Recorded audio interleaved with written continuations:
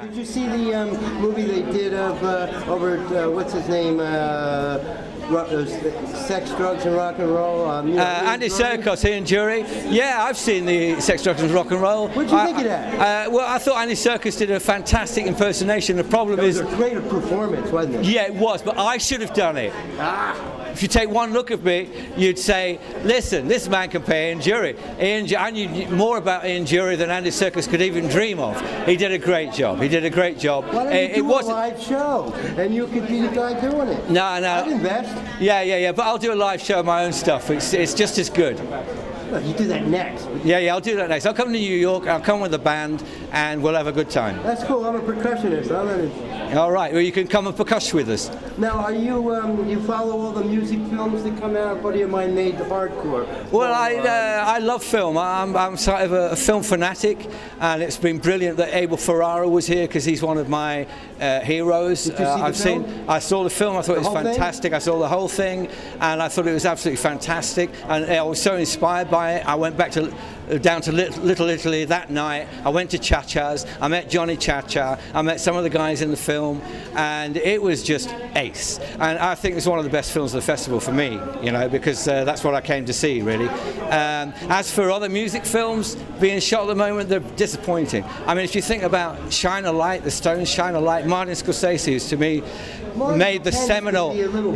He made the seminal The Last Waltz, which was for me one of the best music films ever made, and then to see him dictated to by the Stones, who actually wouldn't give him their set list before the film, so all he could do was actually make a film about a concert. He just did it on a number of cameras and was just editing like a TV film. That was really disappointing, Mick.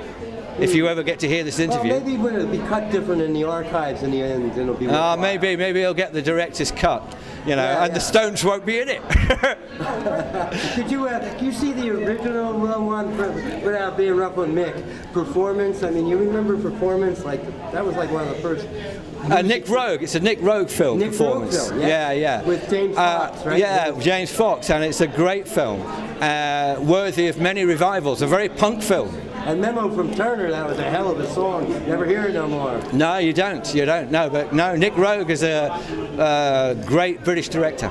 A friend of ours made American Hardcore, Paul Rackman. He's like one of the founders of Slam Dance Film Festival. All right. So they have a submission date. You ought to send your film there. I'll be honest with you. I don't want this to be a festival film.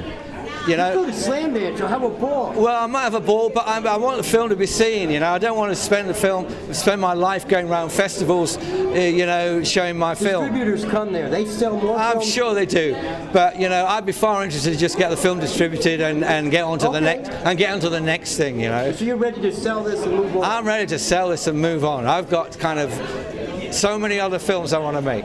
Now, was this an independent added? This was more independent than you'll ever know.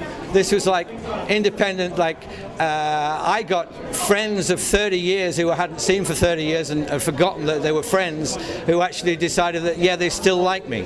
And we did it cheaper than you'd ever even think.